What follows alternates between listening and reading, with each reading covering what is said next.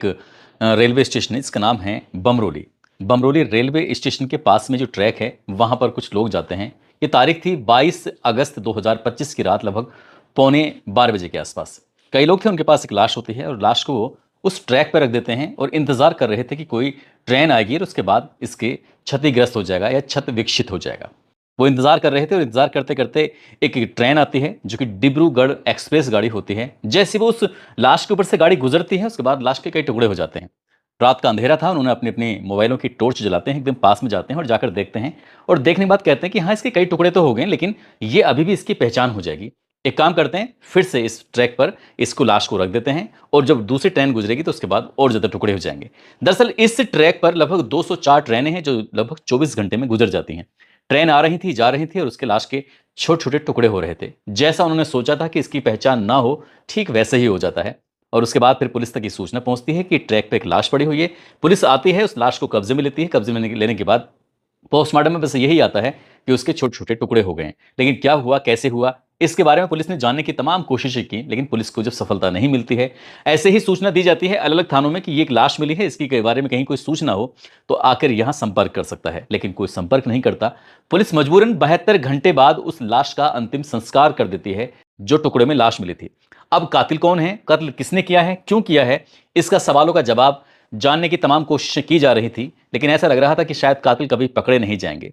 लेकिन पुलिस जब इस मामले की जांच पड़ताल करती है तो आखिरकार 6 दिन के बाद कातिल भी पकड़े जाते हैं और कत्ल के पीछे की जो वजह थी वो उसका भी खुलासा हो जाता है। और जब खुलासा होता है तो लोगों को यकीन नहीं हो रहा था इस घटना की, न केवल उस शहर में, उस जिले में, बल्कि पूरे प्रदेश भर में चर्चा हो रही थी क्योंकि जो मरने वाला था वो बीजेपी का नेता जो था। आदाब, नमस्कार, सत श्री अकाल। मैं उस्मान सैफी। आज की जो सच्ची घटना मैं आपको सुनाने जा रहा हूं, ये सच्ची घटना है उत्तर प्रदेश के प्रयागराज का एक थाना लगता है नवाबगंज, और नवाबगंज थाना क्षेत्र का एक गांव लगता है हतीगहां। हतीगहां मोहम्मदपुर का रहने वाली एक महिला जिसका नाम बबली यादव है, जो कि भारतीय जनता पार्टी की जिला पंचायत सदस्य हैं। और 23 अगस्त 2025 की सुबह दरअसल वो नवाबगंज थाने में जाती हैं और जाकर कहती हैं कि साहब, जो उनका पति है 22 अगस्त 2025 की शाम 5 बजे से अपनी स्कॉर्पियो कार लेके चले गए हैं लेकिन वापस लौट कर नहीं आए। हमने अपनी तरफ से प्रयास किया, जहां जहां उनका उठना बैठना था, जहां जहां वो आते जाते हैं, उनसे पूछा, पड़ताल की, लेकिन कहीं उनका आता पता नहीं चल रहा है। उनका नंबर भी बंद आ रहा है, आप मदद कर दीजिए। पुलिस जैसे ही इस सूचना को प्राप्त करती है, पुलिस के लिए एक बहुत बड़ा मामला था क्योंकि एक जिला पंचायत सदस्य और वो भी भारतीय जनता पार्टी से जुड़ा हुआ हो तो जाहिर सी बात है पुलिस पे एकदम से दबाव पड़ जाता है। पुलिस अब इस मामले की जांच पड़ताल में जुट जाती है। इसके लिए क्योंकि बीजेपी नेता से जुड़ा मसला था इसलिए एसओजी की टीम का गठन कर दिया जाता है। साथ ही नवाबगंज थाने की 4 टीमों का गठन किया जाता है और ये मिलकर नवाबगंज थाने की पुलिस, एसओजी दोनों मिलकर बीजेपी के नेता को तलाश करना शुरू कर देते हैं। तमाम कोशिशें की जा रही थी, आसपास के लोगों से बातचीत की जा रही थी, मोबाइल की सीडीआर निकलवाई जाती थी और लोकेशन निकलवाई जा रही थी, सीसीटीवी कैमरे भी खंगाले जा रहे थे, लेकिन जब कोई पता नहीं चल रहा था, इसी बीच में एक उम्मीद की किरण जग जाती है। दरअसल चित्रकूट की पुलिस का फोन पहुंचता है इस प्रयागराज की पुलिस के पास और कहा जाता है कि एक लावारिस हालत में हमें स्कॉर्पियो कार खड़ी हुई मिली है, आप आकर देख लीजिए, कहीं ऐसा तो नहीं है ये आपका काम का कोई मामला हो। जैसे ही पुलिस को ये सूचना मिलती है, अब यहां से नवाबगंज की पुलिस, एसओजी, ये टीम वहां पहुंच जाती है। अब उस कार को देखा जाता है, इनकी स्कॉर्पियो को देखा जाता है, पड़ताल की जाती है। पता चलता है कि जिस व्यक्ति की तलाश की जा रही है, जो गुमशुदा हो गया है, लापता हो गया है, जो बीजेपी का नेता है और साथ ही पूर्व जिला पंचायत सदस्य भी रहा है, वर्तमान में उसकी पत्नी सदस्य है, दरअसल ये तो उसी की गाड़ी है। अब उसके बारे में फिर ये जानकारी जुटाने की कोशिश की जा रही थी। डॉग स्क्वाड, साथ ही पुलिस की और टीमें लगती हैं, फॉरेंसिक टीम लगती है। अब यहाँ आसपास का जितना भी जंगल था ना, उसको खंगालने की कोशिश की जा रही थी। चित्रकूट के उस जंगल में जहाँ एयरपोर्ट के पास में ये कार मिली थी, हर एक कोना, हर एक जगह देखी जाती है, बड़ी बारीकी से तलाश की जा रही थी। 23 अगस्त बीत जाता है, 24 अगस्त बीत जाता है, 25 अगस्त की भी तारीख आ जाती है, लेकिन उस व्यक्ति का कहीं भी अता पता नहीं चल रहा था। पुलिस वाले भी थोड़े परेशान हो जाते हैं। आखिरकार बबली यादव यानी कि उस बीजेपी के नेता की पत्नी के पास कोई एक कानाफूसी करता है, कोई खबर पहुंचाता है, कहता है कि मैडम, तुम्हारे पति मिल जाएंगे लेकिन 3 व्यक्ति हैं, इन तीनों में से अगर किसी एक को भी आपने पकड़वा दिया तो जाहिर सी बात है आपके पति मिल जाएंगे। ये बात सामने आती है कि कौन है।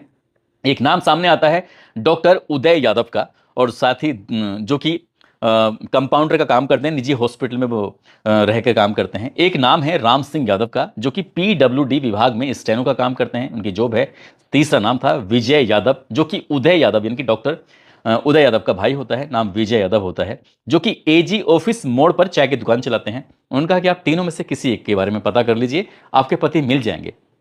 अब फिर से बबली यादव थाने जाती हैं। थाने जाने के बाद कहती हैं कि सर, मुझे जो लगता है कि इन तीनों ने मेरे पति का अपहरण कर लिया है। एक काम करिए, आप इनसे तीनों से भी पूछताछ करिए।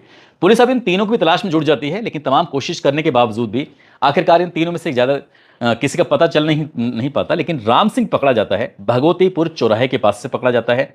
साथ ही पुलिस ने जब दबाव बनाने की कोशिश की तो परिवार के लोगों को भी हिरासत मिला। इसमें उदय की सास को उमरपुर नीवा से लीला यादव को भी पकड़ा जाता है। अब इनसे पूछताछ की जा रही थी कि भाई, हमें पूरी पूरी पुख्ता पुख्ता जानकारी है, हमें ऐसा लग रहा है कि बीजेपी के नेता के गायब होने में कहीं ना कहीं तुम्हारा हाथ है, या तुम्हें पूरी जानकारी है, जो भी है बता दो। अब पुलिस ने अपने तरीके से सख्ती से जब पूछताछ करना शुरू किया है, तब जाकर कहानी निकल के सामने आती है। दरअसल राम सिंह कहता है कि ये जो नेता था ना, ये लंगोट का कच्चा था। जब ये इस तरह की बात आती है तो पुलिस वाले कहते हैं तमीज से बात करो। वो कहते हैं साहब, मैं तमीज से ही बात कर रहा हूं। अब जब उसने कहानी सुनाना शुरू किया है तो कहानी कुछ इस तरह से आती है। जो डॉक्टर है, हालांकि वो है तो कंपाउंडर, लेकिन लोग उसे डॉक्टर के नाम से बुलाया करते हैं। नाम उदय यादव, डॉक्टर उदय यादव, और ये बीजेपी का जो नेता है रणधीर सिंह, इन दोनों की दोस्ती बहुत ज्यादा गहरी हो जाती है। दोस्ती गहरी होने का सिर्फ एक ही कारण था, ये जिला पंचायत सदस्य जब थे उस वक्त, और उनकी पत्नी जब बन जाती हैं तो इनका सोशल मीडिया का जो भी ये हैंडलिंग था वो उदय यादव के अपने हाथों में था, वो ही देखा करते थे। और इसी देखा रेखी में कब दोनों की बहुत अच्छी दोस्ती गहरी हो जाती है पता ही नहीं चलता। अब रणधीर सिंह का उदय यादव के घर भी आना जाना होता था, सब कुछ, दोनों साथ रहते थे, खाते पीते, ये सब चीज चलती रहती थी। लेकिन 2 महीने पहले, इस घटनाक्रम से 2 महीने पहले कुछ ऐसा हो जाता है जिसकी कल्पना शायद इन दोनों ने बिल्कुल भी नहीं की थी। दरअसल उदय यादव अपनी पत्नी से कहता है कि चलो एक काम करते हैं, हम नैनीताल घूमने के लिए चलते हैं। 8 साल का उनका बेटा होता है, वो 8 साल के बेटे को भी नैनीताल लेके चल देते हैं। अब यहां से जब नैनीताल जाने वाली बात आती है, रणधीर सिंह का फोन आ जाता है। रणधीर सिंह कहते हैं कि भाई क्या बात है, कहाँ जा रहे हो? वो कहते हैं कि हम लोग नैनीताल जा रहे हैं, क्या तुम भी चलोगे? क्योंकि इसकी जो पत्नी है उदय सिंह की पत्नी का नाम है अंजलि यादव। अंजलि यादव ने इसे कहीं ना कहीं सूचना दे दी थी। जब सूचना दे दी थी तो ये भी साथ चलने लगता है। अब ये उदय, साथ ही रणधीर सिंह, उसका जो पत्नी है अंजलि, और अंजलि का बेटा 8 साल का, ये चारों जने चले जाते हैं। जब चारों जाते हैं तो यहीं से तय हो जाता है कि होटल में एक ही कमरा लेंगे, एक ही साथ सोएंगे, इधर उधर नहीं भागेंगे। जब इस तरह की बात आती है तो ये नैनीताल पहुंच जाते हैं। अब कमरा लेने वाली बात आती है तो कहते हैं कि इतना पैसा क्यों खर्च करना है, हम लोग जब इतने अच्छे दोस्त हैं, सब लोग साथ ही रहते हैं, खाना पीना सब कुछ यही, और इतने लंबे से एक दूसरे से जानते हैं, एक ही कमरा ले लेते हैं, थोड़ा बड़ा रूम ले लेते हैं। आखिरकार वहां रह रहे थे। इसी बीच में पत्नी ने अपने पति से कहा कि कुछ सामान मांगा, खासकर कुछ ऐसी डिमांड की कि उस कमरे से उसे निकल के बाहर जाना ही नहीं पड़ता था। अब जैसे वो बाहर जाता है, साथ ही उसका 8 साल का बेटा भी वहीं खेल रहा था। अपने बेटे से कहती है, बेटा अंकल से मुझे बहुत जरूरी बातें करनी है, एक काम करो तुम जाकर बाहर खेलो। अब पति भी चला जाता है, बेटे को खेलने के बहाने से भेज दिया जाता है, और इस बीच में दोनों अनैतिक रिश्ते में बंध जाते हैं। यानी कि दोनों, बताया जाता है कि शारीरिक संबंध बना रहे थे। और इसी बीच में उदय की एंट्री हो जाती है। जैसे उदय की एंट्री होती है, उसने अपनी आंखों से उस दृश्य को देख लिया, जिस दृश्य के बारे में अक्सर लोग उससे दबी जुबान में बात करते थे कि तुम्हारी पत्नी का उस नेताजी से कुछ ना कुछ चक्कर है, कुछ ना कुछ ऐसी बात है, वो घर में कभी भी आता है, कभी भी जाता है। तो जब इस तरह की बात थी, अभी तक तो सिर्फ उसने सुना था, लेकिन उसने जब अपनी आंखों से देखा, उसे दुख हुआ, तकलीफ हुई। अब ये टूर था, उस टूर को छोड़ देते हैं। वो अपनी पत्नी को, अपने बेटे को लेकर सीधा अपने घर पहुंच जाते हैं। लेकिन वो खुद तो अपने घर आता है, पत्नी को घर लेकर नहीं जाता, बल्कि उसके मायके में, जो धूमनगंज का एक गांव लगता है, उमरपुर नीवा, वहां पर उस पत्नी को छोड़ के आ जाता है। और ये बात अपनी सास को और साले को बता के आया था कि तुम्हारी जो बेटी है ना, किस तरह के गुल खिला रही है। इसी नाराजगी में आया था, वो अपने घर रुक जाता है। लेकिन हद तो तब हो जाती है जब अंजलि की रणधीर सिंह यादव से लगातार बात चल रही थी, कम्युनिकेशन चल रहा था, और ये बात कहीं ना कहीं पता चल जाती है इस उदयवीर सिंह को भी। और जब ये बात पता चल जाती है तो यहां तो इसने अपने भाई से भी जिक्र किया, वहां अपनी ससुराल में जिक्र किया। अब ससुराल में जिक्र करता है तो 11 जुलाई 2025 की तारीख आती है, और पता चलता है कि अंजलि यादव की मौत हो चुकी है। मौत का कारण था जहर। अब जहर दिया गया है या उसने खुद लिया है, ये तो खैर पुलिस की जांच का विषय है, लेकिन ये बताया जाता है कि खुद ने और ससुराल वालों के साथ मिलकर एक कंबाइंड एक प्लान बनाया, और अपनी पत्नी की उसने जहर देकर हत्या कर दी। ये तो खैर पुलिस की जांच के बाद स्पष्ट हो सकेगा, लेकिन फिलहाल तो यही कहा जा रहा है। पुलिस को कोई सूचना नहीं दी जाती है, और उसके बाद अंतिम संस्कार कर दिया जाता है। अब यहां अपनी पत्नी को लेकर, उसकी बातों को लेकर, रणधीर सिंह को लेकर उदय के मन में लगातार गुस्सा पनप रहा था। उसे लग रहा था कि इसका बदला तो लेना ही लेना है, हर हाल में लेना है, क्योंकि रणधीर सिंह को ये बात पता चल चुकी थी। उसने ये होटल में ये सब कुछ देख लिया था, तो इन दोनों की दोस्ती होना तो मुश्किल काम था। लेकिन उदय ने अपने ही ये दोस्त और रिश्तेदार, बताया जाता है राम सिंह, उसका सहारा लेता है, जो कि PWD में स्टेनो का जो जॉब कर रहा था। उससे बातचीत करता है तो राम सिंह को तैयार किया जाता है। अब राम सिंह ने रणधीर सिंह से संपर्क बनाया और संपर्क बनाने के बाद ऐसी बातचीत का सिलसिला शुरू किया है कि ऐसी कहानी सुनाई। उसने कहा कि हमारा नाम राम सिंह है और अंजलि यादव को तो आप अच्छी तरह जानते होंगे। एक दौर ऐसा था कि हमारा उससे प्रेम प्रसंग चल रहा था, हम उससे शादी करना चाहते थे, लेकिन क्या करें, वो हमारी किस्मत में नहीं थी और उदय से उसकी शादी हो जाती है और मुझे इस बात का बहुत मलाल है। ये बात जब कहते हैं दुश्मन का दुश्मन दोस्त होता है, तो ऐसा लगने लगा रणधीर सिंह को जैसे कि ये उदय का दुश्मन है और ये अब अपना दोस्त बन गया है।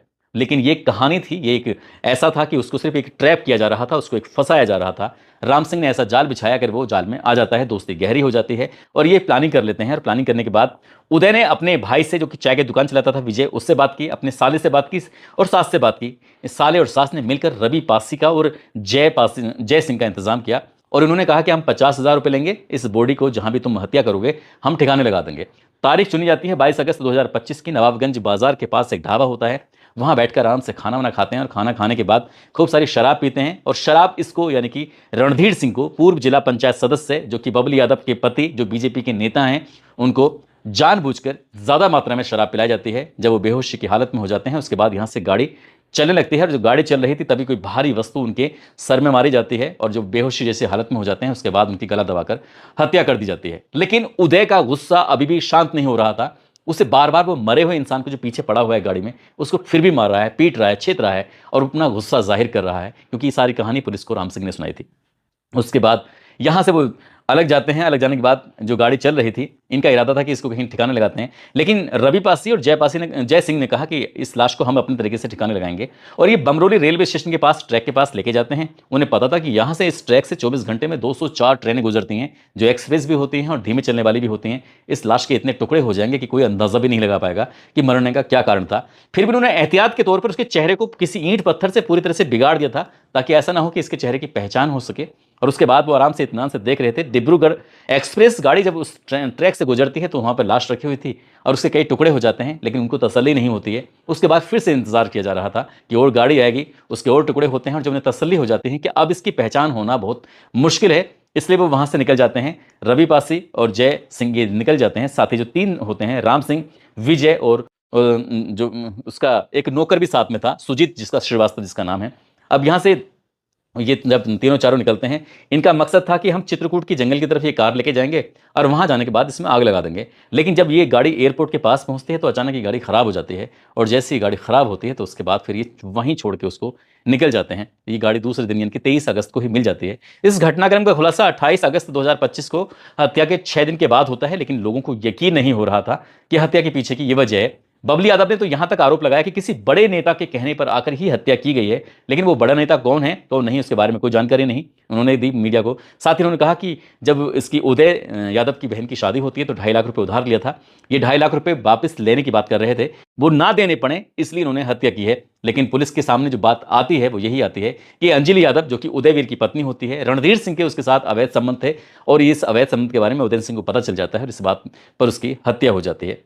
दोस्तों, इस पूरे घटनाक्रम को सुनाने का उद्देश्य किसी को परेशान करना नहीं है, किसी का दिल दुखाना नहीं है, बल्कि आपको जागरूक करना है, आपको सचेत करना है। और जिस तरह से जो बीजेपी के नेता है, पूर्व जिला पंचायत सदस्य, उसका काम धाम देखा करता था उदय यादव सिंह, और उसी ही की पत्नी से उसके अवैध संबंध हो जाते हैं, तो उसे लग रहा था शायद किसी को पता नहीं चलेगा। लेकिन ऐसे रिश्ते कभी छिपते नहीं हैं, वो देर से भी उनका पता चल जाता है। लेकिन इस बात की भी किसी ने कल्पना नहीं की थी कि उस नेता की इतनी बुरी उसे मौत दी जाएगी, बुरी मौत मिलेगी। फिलहाल पुलिस इस मामले के हर एक पहलू की जांच कर रही है, हर एक